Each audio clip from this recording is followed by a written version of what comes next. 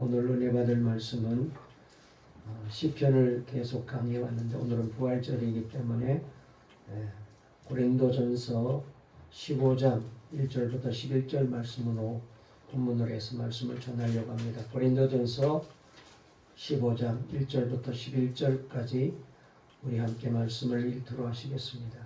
신약성경 281페이지에 있는 말씀, 고린도전서 15장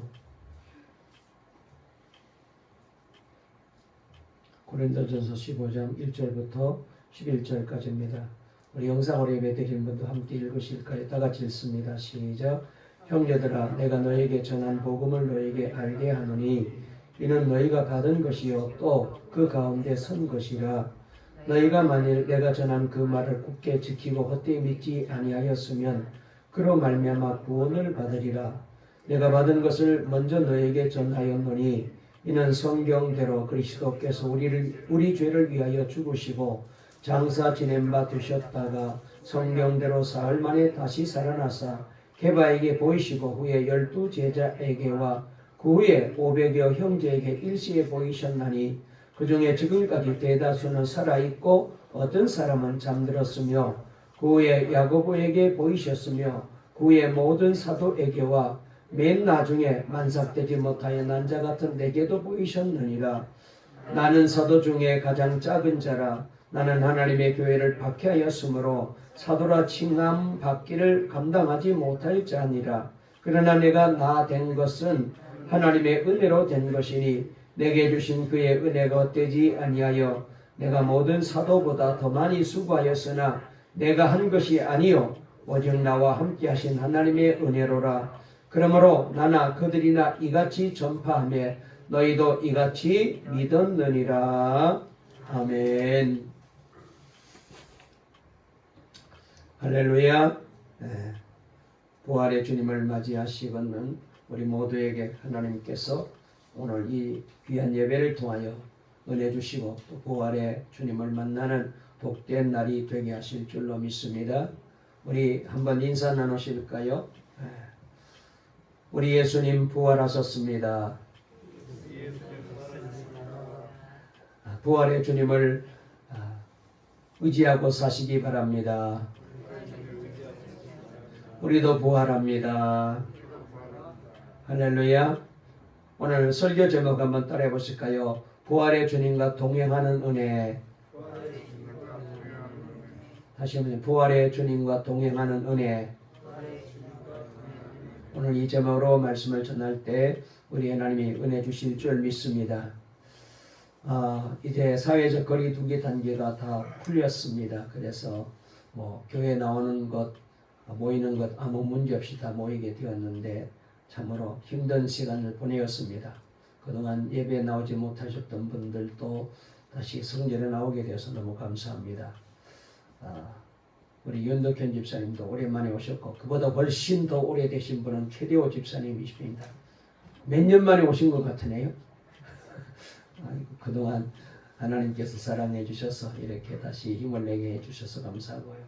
또 우리 예쁜 우리 광호 지연 자매가 행복하게 신혼여행을 잘 마치고 돌아왔는데 오늘 예배에 참석했습니다. 우리 한번 신혼부부에게 축복의 박수를 한번 보내드릴까요? 감사합니다. 우리 지연이 얼굴이 확 피어진 것 같아. 기독교 시인 가운데 곽현덕이라는 분이 계신데 이분이 쓴 돌아보면 혼자인데라는 시가 있어서 제가 읽다가 감동을 받고 또 어떤 분이 저의 이 카톡으로 이 글을 보내주었더라고요. 해서 제가 한번 여러분들에게 한번 읽어드리려고 합니다. 돌아보면 혼자인데라는 그런 시인데요. 돌아보면 혼자인데 기도하니 하나님께서 동행하십니다. 돌아보면 가진 것 없는데 기도하니 천국이 나의 것입니다. 돌아보면 나약한데 기도하니 하나님의 자녀입니다. 돌아보면 사방이 막혔는데 기도하니 하늘 문이 열려 있습니다. 돌아보니 세상이 막막한데 기도하니 하늘 문이 열려 있습니다. 돌아보면 내가 한 것 같은데 알고 보니 하나님이 하신 것입니다. 그런 이제 시입니다. 우리 하나님께서 우리 예수님을 십자가에 못 박아 죽이시고, 그래서 우리의 모든 죄를 십자가에 다 이제 못 박아서, 그래서 죄짐을 다 벗게 만들어 주시고, 또 우리 하나님께서 예수님을 살리셔서 부활하게 하셔서, 그래서 우리에게 부활의 소망으로 축복해 주셨습니다. 이 모든 일을 우리 하나님이 하셨어요. 할렐루야. 우리 교회와 우리 성도들의 인생과 삶 속에 하나님이 여전히 일하고 계시는 것을 꼭 믿으시고, 날마다 하나님의 은혜 속에 살아가는 저와 여러분 될 수 있기를 바랍니다. 고린도전서 1장부터 14장까지는 사도 바울이 고린도 교회 성도들에게 진정한 그리스도인이라면은 다투지 아니하고 겸손하고 서로 섬기며 사랑하며, 그래서 공동체 유익을 위하여 절제와 질서의 삶을 살아야 된다는 점을 강조해서 말씀을 소개하고 있습니다. 그리고 이런 삶이야말로 진정 구원받은 사람이라는 증거이고, 또 이런 교회가 바로 진정 하나님이 기뻐하는 교회라고 사도 바울은 이 고린도전서에서 설명하고 있는 것을 보게 됩니다. 그런데 이런 삶을 살려면 반드시 올바른 복음을 알아야 된다라고 사도 바울은 가르치고 있습니다. 그래서 바울은 고린도전서 15장에 와서는 복음이 무엇인지에 대해서 우리에게 잘 일깨워 주고 있습니다. 그래서 오늘 여기 15장 1절 말씀에 사도 바울이 이렇게 말씀을 시작하고 있는데요. 우리 한번 1절 다 같이 읽어보실까요? 시작. 형제들아, 내가 너에게 전한 복음을 너에게 알게 하노니 이는 너희가 받은 것이요 또 그 가운데 선 것이라 그랬어요. 여기 말씀에 보면은 사도 바울이 내가 너희에게 복음을 알게 하기를 원한다, 이렇게 말씀을 시작하고 있습니다. 여러분, 사실 이 복음이란 단어는 우리가 익히 잘 알고 있고 많이 들어왔고 또 우리가 늘 쓰는 그런 흔한 말입니다만, 그러나 이 복음에 대해서 사실 잘 모르는 분들이 많이 계셔요. 특별히 오늘 읽은 3절부터 7절 말씀까지를 보게 되면은 사도 바울이 복음을 아주 명확하게 우리에게 정리해서 소개해 주고 있는 것을 보게 됩니다. 그 내용이 뭐냐? 복음의 내용이 뭐냐? 사도 바울이 말하는 복음은 그리스도께서 성경대로 우리 죄를 위하여 죽으셨다는 것과, 그 다음에 무덤에 묻히셨다는 것과, 그 다음에 성경대로 다시 사흘 만에 살아나셨다는 것과, 그리고 제자들과 예수님을 따르던 500명이 넘는 사람들에게 부활하신 예수님께서 자신을 나타내 보여주셨다는 것입니다. 그러면서 그 중에 사도 바울이 이 편지를 쓸 때에 대다수의 사람들이 지금도 여전히 살아있다는 겁니다. 그러니까 부활하신 예수님을 직접 눈으로 목격한 사람들 대부분이 다 살아있다, 이렇게 사도 바울이 확실하게 말씀하고 있습니다. 여러분, 우리가 이 말씀을 보면서 이보다 더 분명한 부활의 증거가 어디 있겠어요? 한마디로 복음은 뭐냐? 예수 그리스도의 십자가와 부활입니다. 예수님이 십자가에 달려 죽으시고 무덤에 장사 지냈다가 다시 사흘 만에 살아나셨고, 그리고 부활하신 예수님께서 많은 사람들에게 보여주시고 하늘나라로 올라가셨다. 이 말씀이 바로 예수님이 우리에게 보여주신 복음이고 사도 바울이 우리에게 가르쳐 주기를 원하였던 복음입니다.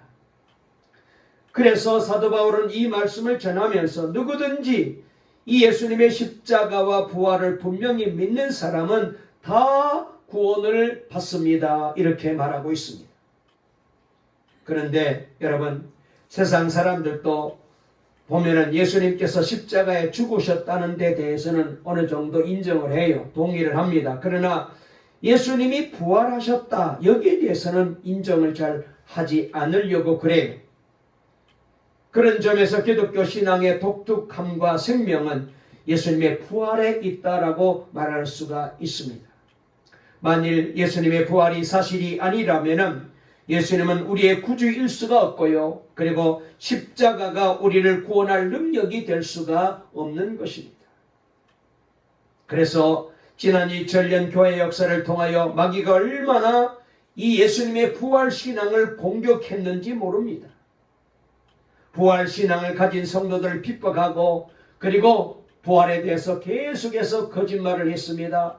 속이려고 했었습니다. 그래서 저들은 말하기를 시체 도난설을 말하면서 예수님의 제자들이 몰래 시체를 훔쳐가서 다른 데 숨겨놓고 부활했다고 거짓말했다.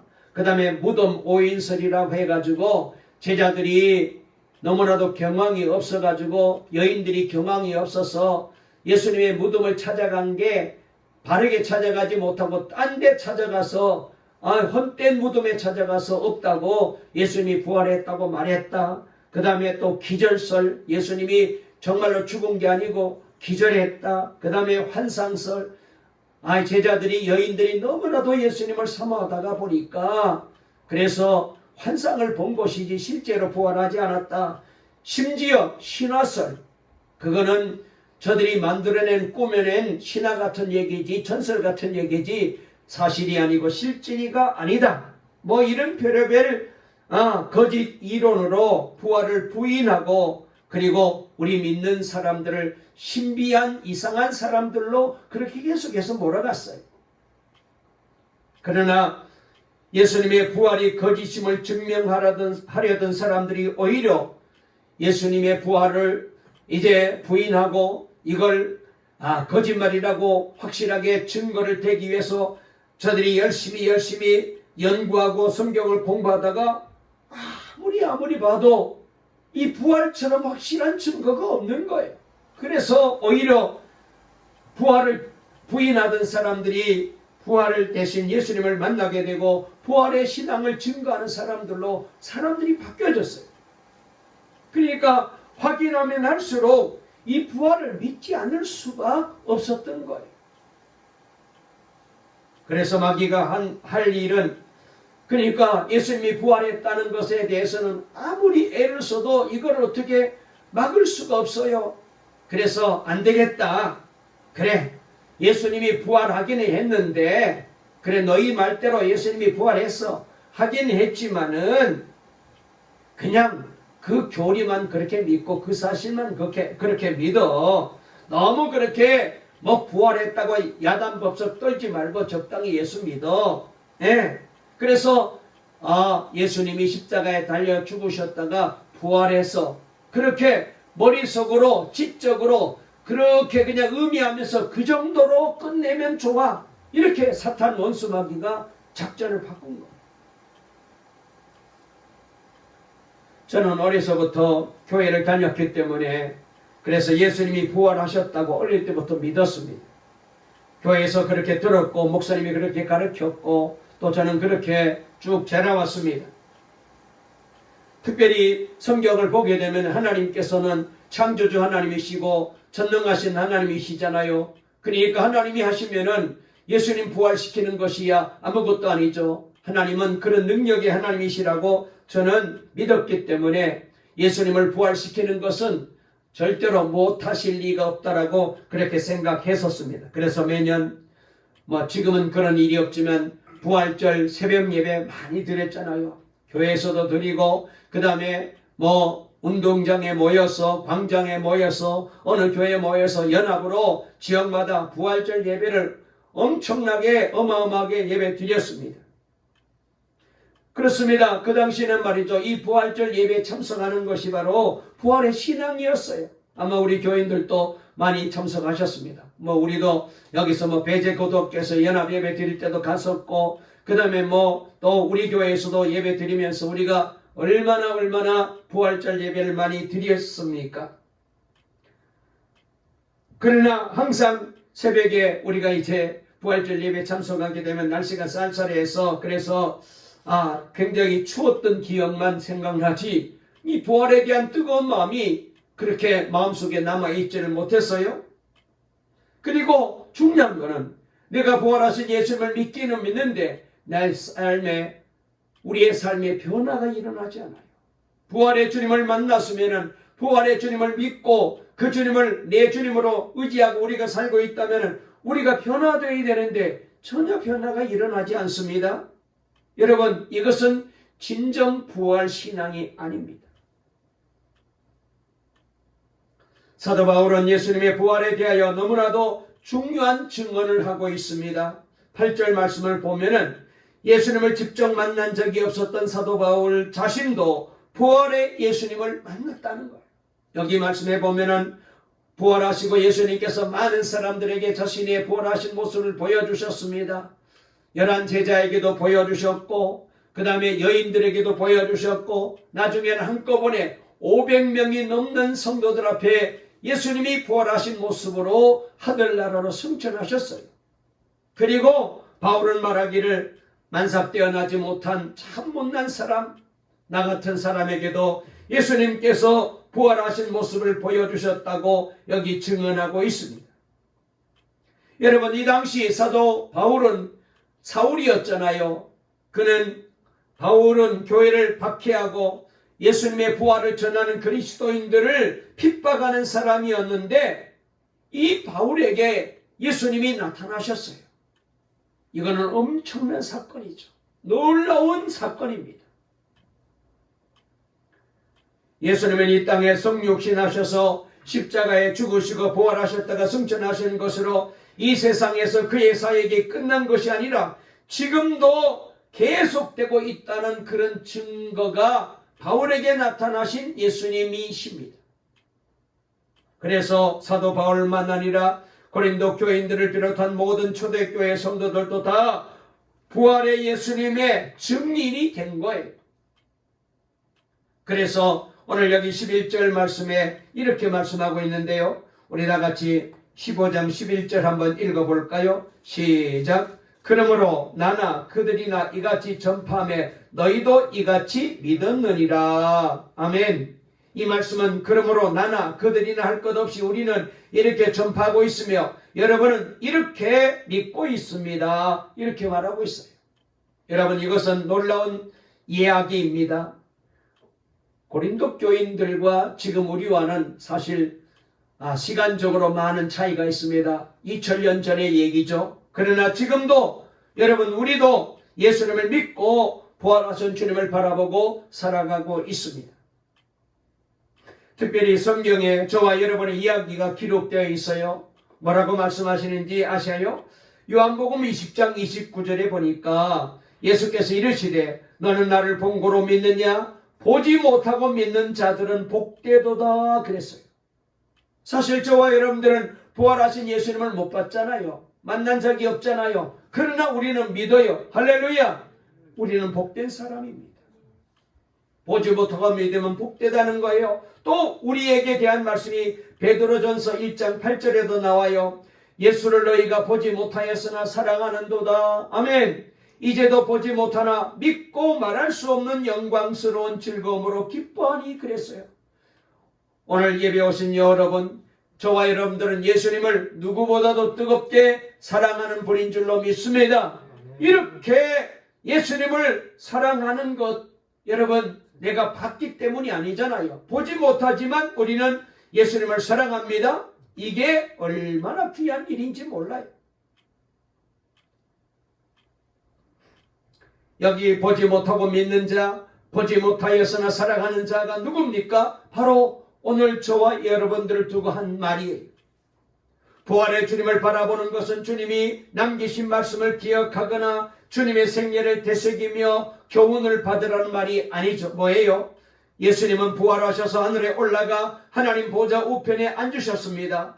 재림 때 천사들과 함께 다시 이 땅에 오실 것입니다. 그러나 지금 부활의 주님은 성령으로 예수님께서 하늘나라로 올라가시면서 분명히 말씀하시기를 내가 가서 나 대신에 다른 나를 보내주겠다. 그분이 누구냐? 성령님이십니다. 여러분, 저와 여러분 속에 여러분 부활의 주님께서 보내신 부활의 영 성령님이 우리 안에 들어와 계심으로 우리는 이 부활의 주님을 모시고 살아가는 복받은 자들이 된 줄로 믿으시기를 바랍니다. 아멘. 그래서 고린도 후서 13장 5절에 보니까 너희는 믿음 안에 있는가? 너희를 자신을 시험하고 너희 자신을 확정하라. 예수 그리스도께서 너희 안에 계신 줄을 너희가 스스로 알지 못하였느냐? 만약 그렇지 아니하면 너희는 버림받은 자니라 그랬어요. 여러분 속에 부활의 영이신 성령님이, 우리 하나님이 보내시고 예수님 대신에 보내신 그 성령님이 우리 안에 돌아 계시지 아니하면은, 그리스도의 영이 우리 안에 없으면은 그 사람은 뭐 나름대로 열심히 교회도 다니고 착하게 의롭게 바르게 살았는지는 모르지만은 하나님께로부터 이미 버린 자들이라는 거예요. 여러분, 우리 가운데 한 분도 이런 분이 되지 마시기를 주의 이름으로 축원합니다. 여러분 속에 부활의 영이신 성령님이 계신 줄로 믿습니다. 예수님이 보내신 성령님이 여러분 안에 계신 줄 믿습니다. 그렇기 때문에 예수님을 사랑하고 우리는 부활을 믿는 거잖아요. 할렐루야! 여러분, 부활신앙은 단지 예수님이 역사적으로 분명히 부활하셨음을 믿는 것이 아닙니다. 부활하신 예수님이 자기 안에 거하시는 것을 믿어야 돼요. 내 안에 부활하신 예수님이 계시는 걸 믿어야 돼. 그래서 부활신앙을 가지면 사랑의 사람이 됩니다. 화합합니다. 평화와 겸손의 사람이 됩니다. 공동체 유익을 위하여 절제합니다. 그리고 질서의 삶을 살게 되고 헌신하게 되고 충성하게 되고, 여러분 부활의 신앙을 갖게 되면은 주를 위해서 복음을 전하다가 고난을 당하도 그것을 기뻐하게 됩니다. 부활의 신앙을 갖게 되면은 이 부활의 예수님을 전하다가 때로는 순교할 수도 있습니다. 그러나 순교마저도 영광으로 알고 기뻐하며 죽는 거예요. 부활의 신앙을 가지면 달라져요. 아무리 힘들고 아무리 어려워도. 그래서 좀 요사이 신자들과는 다르게 옛날 우리 이제 선배 성도들이나 목사님들이나 성도들을 가만히 보면, 제가 어릴 때 보면은 그렇게 힘든데도 불구하고 그냥 뭐 얼마나 교회 가는 것을 그렇게 귀하게 여기고 뭐 천리길 만리길도 그냥 달려오는 거예요. 그렇게 사모하고 그렇게 예배를 드려요. 여러분, 이게 뭐예요? 부활의 신앙의 그 속에 있기 때문에, 예수님의 영이 있기 때문에 이런 뜨거운 마음을 가지고 사명을 감당하고 헌신하고 충성하고 믿음으로 살아가게 되는 줄로 믿으시기를 바랍니다. 한번 따라해 보실까요? 내 안에 부활의 주님이 계십니다. 우리 옆에 분과도 인사하실까요? 부활의 주님을 모시고 삽시다. 할렐루야. 오늘 말씀을 보게 되면 사도 바울은 우리가 잘 아는 대로 정말로 말할 수 없는 은사를 체험한 사람 아닙니까? 우리가 잘 아는 대로 성경을 14권이나 기록하고, 그 다음에 여러분 우리가 잘 아는 대로 그런 로마 시민권을 가진 자입니다. 가므라엘 문화생입니다. 율법 선생입니다. 그 다음에 공회 회원입니다. 지금으로 말하면 국회의원 정도 되는 높은 그런 자리에 있었던 사람입니다. 그리고 뿐만 아니라 사도 바울은 사람들에게 복음을 전하면 사람들이 다 예수를 믿고, 병든 사람에게 손을 얹으면 병마가 떠나가고 심지어 죽은 사람도 살아나는 기적이 일어났어요. 거기다가 천국까지 갔다 온 사람 아닙니까? 얼마나 은혜를 많이 체험했습니까? 얼마나 교만할 수 있는 자격이 있는 사람입니까만, 그러나 여러분 사도 바울이 얼마나 겸손한지, 왜 이렇게 됐어요? 부활의 주님을 내 마음속에 모시게 되면 이렇게 변화되는 거예요. 그는 진심으로 감사하는 사람이었습니다. 이렇게 사도 바울이 부활의 주님을 바라보며 살았기 때문에 여러분, 그는 우리에게 귀하게 여김을 받는 위대한 대사도 바울이 될 수 있었어요. 저와 여러분도 이런 부활의 신앙으로 살아갈 수 있게 되시기를 주의 이름으로 축원합니다. 사람은 그렇잖아요. 자기 마음속에, 자기 머릿속에 있는 것을 자꾸 얘기하잖아요. 그래서 가령 예를 들어서 물질 욕심으로 충만한 사람은 만나기만 하면, 얘기만 하면 돈 얘기, 어떻게 돈 벌까, 어떻게 해야 돈을 많이 모을까, 여기에 대해서 관심이 그냥 다 있어요. 권력 욕심에 충만한 사람들은 정치 얘기만 합니다. 정욕에 충만한 사람은 세상 즐기고 노는 일에 신이 납니다. 여러분 보세요.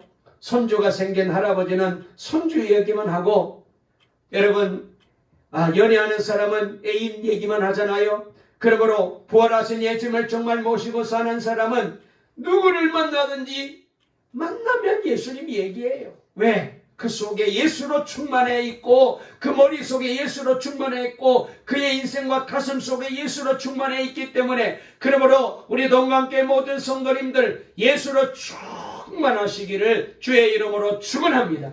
그래서 어딜 가든지 누구를 만나든지 세상 사람들은 돈 얘기하고 집 얘기하고 아파트 얘기하고 차 얘기하고 뭐 이제 세상에 온갖 이제 쓸데없는 것 얘기지만 저와 여러분들은 만날 때마다 예수님 얘기를 그냥 입에 침이 마르도록 하는 예수로 충만한 부활의 신앙을 가진 성도들이 될 수 있기를 주의 이름으로 축원합니다.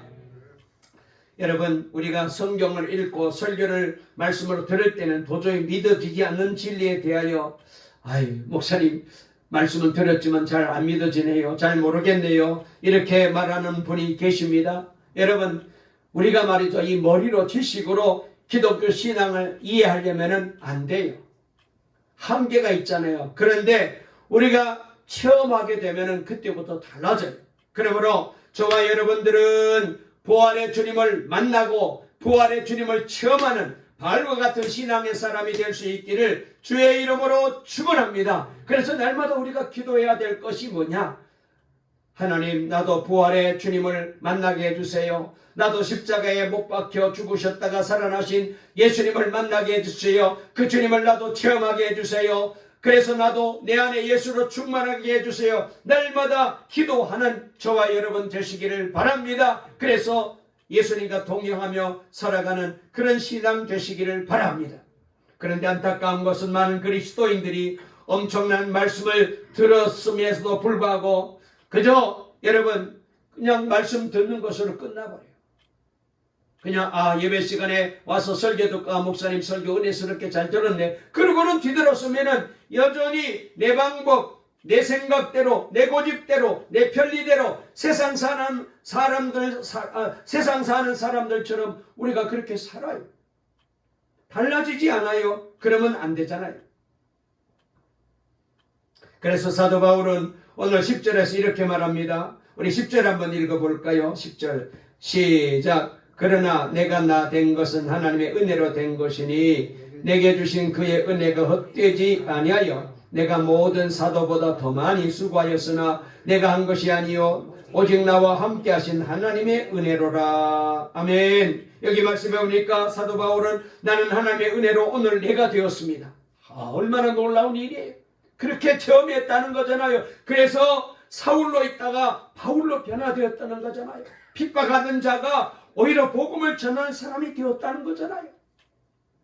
나에게 베풀어 주신 하나님의 은혜는 헛되지 않습니다. 그렇습니다. 바울에게 임한 은혜가 헛되지 않았듯이 오늘 저와 여러분에게 우리 동강교회에 임한 은혜도 헛되지 아니할 줄로 믿으시기를 바랍니다. 그래서 나는 사도들 가운데 누구보다도 더 열심히 일하였습니다.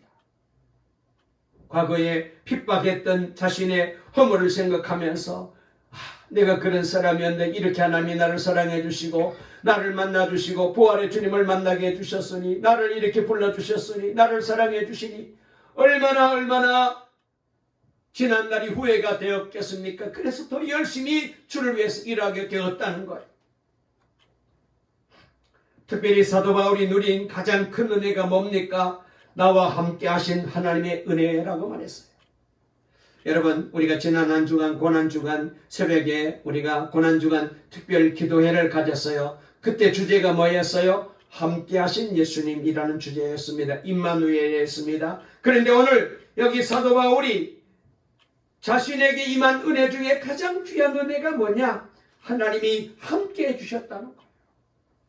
사랑하는 여러분, 하나님이 함께하는 우리 동강의 모든 성도들 되시기를 바랍니다. 이 은혜가 은혜 중에 은혜고 복 중에 복입니다. 부활하신 주님과 함께 동행한 은혜, 이것처럼 귀한 은혜가 어디 있겠어요. 그래서 우리가 잘 아는 대로 갈라디아 2장 20절에 보면은 부활의 주님과 동행한 사도 바울이 이렇게 고백합니다. 아마 우리가 잘 아는 말씀이잖아요. 갈라디아 2장 20절 내가 그리스도와 함께 십자가에 못 박혔나니 그런즉 이제는 내가 산 것이 아니요 오직 내 안에 그리스도께서 사시는 것이라. 이제 내가 육체 가운데 사는 것은 나를 사랑하사 나를 위하여 자기 자신을 버리신 하나님의 아들을 믿는 믿음 안에서 사는 것이라. 아멘. 하나님의 은혜 안에 살고 있고 그리고 믿음 안에 살고 있다고 고백하고 있어요. 이게 바로 하나님이 함께한 하나님의 은혜를 체험한 바울의 고백입니다. 예수님께서도 승천하시면서 마지막 제자들에게 당부하신 말씀이 약속이 있었습니다. 뭐예요? 우리가 잘 아는 마태복음 28장 20절에 보면은 볼지어다 내가 세상 끝날까지 너희와 항상 함께 있을 것이다. 아멘. 이 약속이 사도 바울에게도 이루어진 것입니다. 여러분, 제자들에게 약속하신 주님께서 바울에게 은혜 베풀어 주신 우리 주님께서 오늘 예배드리는 우리 동강의 모든 성도들에게도 날마다 주님이 함께하는 주님과 동행하는 은혜 속에 살아갈 수 있기를 주의 이름으로 축원합니다. 여러분, 이것처럼 좋은 일이 없어요. 힘든 일, 어려운 일, 슬픈 일 우리가 살다 보면 순간순간 있습니다. 그런데 여러분, 이 주님이 함께하는 은혜만 있다면 어떤 어려움도 어떤 슬픔도 어떤 낙심도 여러분 주님이 함께하시기 때문에 충분히 이길 수 있어요. 아버지 손에 붙들려가는 아이는 어떤 길도 두렵지 않잖아요. 그래서 리차드 범브란트 목사님은 그리스도인들은 두 부류가 있다는 거예요. 한 사람은 누구냐? 하나님을 정말 믿는 사람이고 두 번째로는 자기가 하나님을 믿는다라고 믿는 사람이라는 거예요. 여러분, 우리는 어떤 신앙입니까? 그렇습니다. 정말 하나님을 믿는 거예요. 내 의지로 믿는 게 아닙니다. 하나님의 은혜로 날마다 나와 동행하시는 주님과 날마다 함께 살아가는 이 신앙, 이 믿음이 얼마나 귀한지 몰라요. 아직도 코로나가 우리를 이제 여러 가지로 걱정하고 있습니다. 앞으로 어떻게 살까? 어떻게 될까? 걱정이 많습니다. 그러나 주님은 걱정하지 말아라. 오직 어떻게 하면 부활의 주님이 기뻐하실까? 그 생각만 하며 살아라는 거예요. 어떻게 하면 사랑할까? 어떻게 하면 더 열심히 헌신할까? 어떻게 하면 더 겸손할까? 어떻게 하면 내가 섬기는 이 교회 공동체를 귀하게 만들고 아름답게 세울까? 이런 생각만 하며 사는 사람, 이 사람이 하나님의 은혜로 사는 사람이라는 거예요. 여러분, 우리에게 가장 두려운 게 뭡니까? 죽음입니다. 죽음 앞에서 한없이 피곤해지고 무력해지고 슬퍼지고 연약해지는 것이 우리 인간 아닙니까? 베드로가 사랑하던 예수님을 3번씩이나 부인하고 저주까지 했던 이유가 죽음이 무서웠기 때문에 그 순간을 피하기 위하여 예수님을 부인하게 되었어요. 여러분, 죽음이 두려우면 십자가의 길을 끝까지 갈 수 없습니다. 그런 우리를 죽음의 두려움에서 구원해 주시려고 예수님이 이 땅에 오셨잖아요. 그래서 히브리서 2장 11절에 보면은 또 죽기를 무서워함으로 일평생 이 죽음에 매여 종로로 다는 모든 자들을 놓아주시기 위해서 예수님이 이 땅에 오셨대요. 여러분, 우리가 이 신앙을 가질 때에 날마다 세상을 이기고 환경을 이기고 믿음 안에서 살아가는 복 있는 성도가 될 수 있어요. 조기철 목사님이 1944년 도에 지금으로 말하면 만 47세, 정말로 젊었을 때죠. 아주 젊은 나이였는데 평양 감옥에서 고문당하시다가 순교하셨어요. 그때가 지금 제 나이보다 훨씬 이른 나이였기 때문에 그런 나도 그렇게 순교하신다는 것이 얼마나 정말로 우리에게는 참 본이 되시고 그리고 그분을 존경하게 됩니다.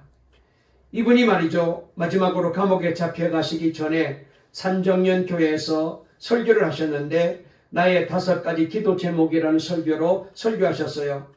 그 설교 내용 가운데 첫째 대지가 이런 설교였습니다. 죽음의 권세를 이기게 하여 주시옵소서 라고 첫째 대지로 설교했습니다. 설교 말씀을 이렇게 하셨습니다.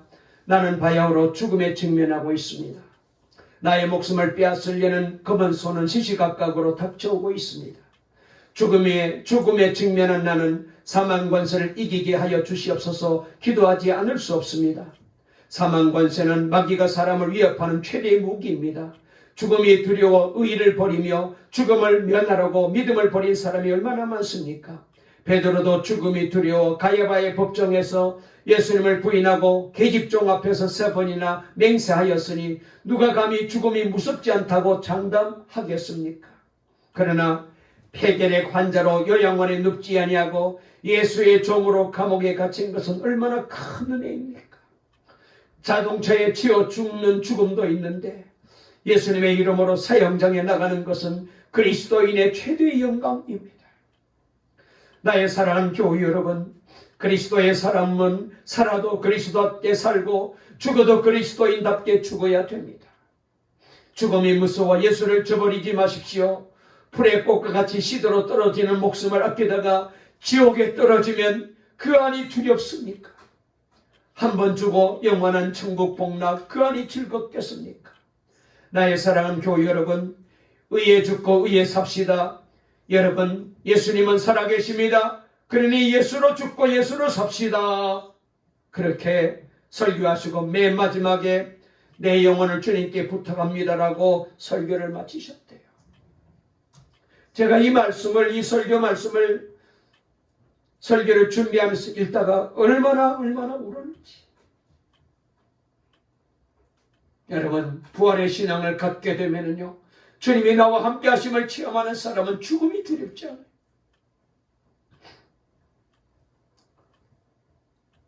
여러분, 부활의 신앙은 죽음을 이기게 만들어줍니다. 말씀을 정리하려고 합니다.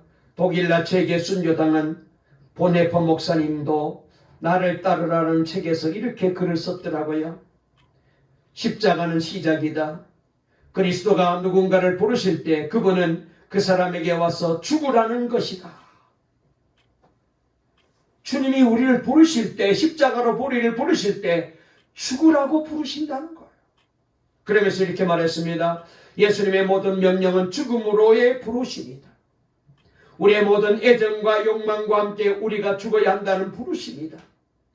제자로의 부르심, 예수 그리스도의 이름으로 세례를 받는다는 의미는 죽음과 생명을 동시에 의미한다. 고난은 진정한 제자도의 표시이다. 만약 우리가 만약 우리의 십자가를 지고 고난을 받으며 사람들로부터 거절당하는 것을 거부한다면 우리는 그리스도와 친밀한 사귐을 빼앗기게 되는 것이며 더 이상 그리스도를 따르는 것을 멈추게 된다. 이렇게 고백을 했어요. 저와 여러분들을 우리 주님께서 불러주셨잖아요. 우리를 구원하기 위해서 십자가로 불러주셨잖아요. 그런데 우리를 불러주신 이유가 뭐냐? 복음을 위해서, 예수님을 위하여, 십자가를 위하여 죽으라는 거예요.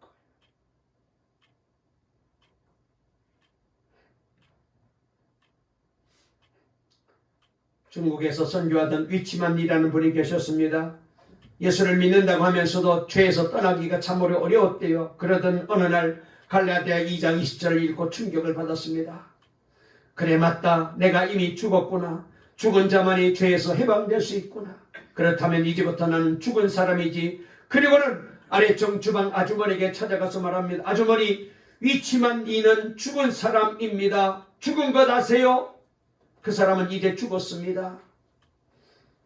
그는 그때부터 만나는 사람마다 위치만이는 죽었습니다.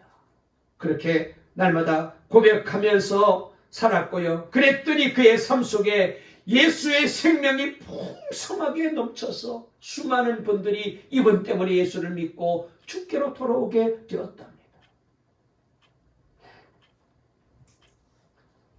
지금은 모든 것이 뒤틀린 세상에 우리가 살고 있어요.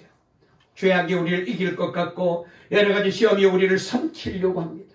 그러나 반드시 하나님이 이기십니다. 그러므로 흔들리지 말아야 됩니다. 사도 바울이 우리 몸도 부활할 것이라고 증거한 이유가 흔들리지 말라는 거잖아요. 그래서 고린도 전서 15장 58절에 그러므로 나의 사랑하는 형제 자매 여러분, 굳게 서서 흔들리지 말고, 부활의 신앙에 굳게 서서 흔들리지 말고 주님 일에 더욱 힘을 쓰십시오. 여러분이 아는 대로 여러분의 수고가 주님 안에서 결단코 헛되지 아니할 것입니다.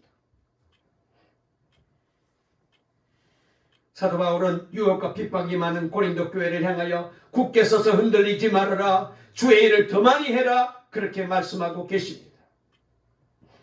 오늘 부활의 주님을 바라보면서 주님과 동행하며 살아가는 우리 동강의 성도들 다 되시기를 바랍니다. 그리고 우리도 언젠가 부활될 것입니다. 여러분 그 믿음으로 오늘 성찬식에도 참석하셔서 떡과 잔을 받으시고 결코 적당히 살지 마시고 죽음도 이기는 이 부활 신앙으로 하나님께 영광 돌리며 살아가는 우리 동강의 모든 성도들 다 될 수 있기를 간절히 주의 이름으로 축원합니다. 축원합니다. 살아계신 하나님 아버지 감사합니다. 십자가와 부활의 신앙으로 무장하여 그리고 이 부활의 신앙을 나도 체험하여 우리도 날마다 부활의 주님이 나와 동행하시는 이 은혜와 이 축복 속에 날마다 이기고 승리하며 나아가는 우리 동강의 성도님들 다 되게 도와주시옵소서. 예수님의 이름으로 기도 올리옵나이다. 아멘.